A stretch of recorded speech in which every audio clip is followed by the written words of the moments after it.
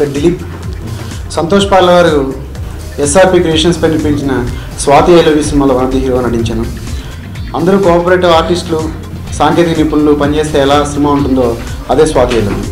ఒక అందమైన ప్రేమ కథ చిత్రం ఎంత బాగా తీయాలో, అసలు బడ్జెట్తో నిమిత్తం లేకుండా పెద్ద సినిమా చిన్న సినిమా పక్కన పెడితే ఒక మంచి సినిమా మా స్వాతి ఐ లవ్ యూ.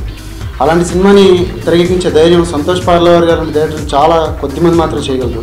ఎందుకంటే సినిమాని చాలా కమర్షియల్ హంగులతో నింపేసిన ఈ రోజుల్లో సంతోష్ పార్లవర్ గారు ఒక అందమైన సబ్జెక్ట్ని తీసుకుని ఎంత బాగా తీయాలో అంత బాగా ఒక లిమిటెడ్ బడ్జెట్లో తీసి సినిమాని చాలా బాగా రూపొందించారు.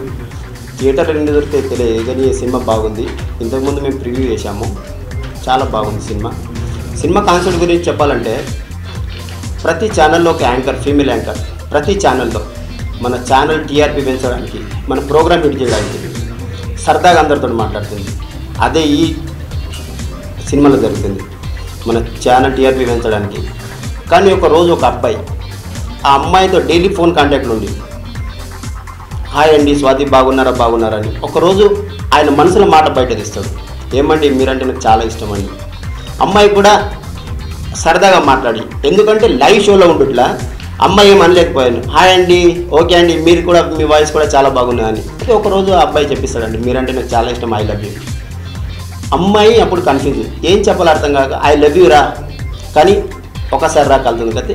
అప్పుడు అబ్బాయి హైదరాబాద్కి వస్తాడు కలుతానికి. వచ్చిన తర్వాత వాళ్ళ సంగతి ఏంటి, అమ్మాయి ఎంబడున్న కో ఆర్టిస్టు, ఆ ఆర్టిస్టు లవ్లో అమ్మాయి ఉంటే వాడు వచ్చిన కుర్రోని సంగతి ఏంటి, ఇద్దరి మధ్యలో ఎవరిని సెలెక్ట్ చేస్తుంది, ఇద్దరు ప్రపోజ్ చేస్తారు స్వాతి ఐ లవ్ యూ అని. కానీ అమ్మాయి కన్ఫ్యూజ్, ఏం చేయాలో అర్థం కాదు. లాస్ట్ క్లైమాక్స్లో రివీల్ చేశాము నిజమైన ప్రేమ ఏంటని. లాస్ట్ అదే కాన్సెప్ట్. సూపర్ మూవీ ఉంది, ఆల్రెడీ చూసాము, మీరు కూడా చూసి మాకు ఆదరించండి. థ్యాంక్ యూ వెరీ మచ్ అండి. రాజశ్రీ తెలుగు నుండి ఈ రిపోర్ట్ అందిస్తున్నది కెమెరా పర్సన్ రాధాకృష్ణతో కుమార్.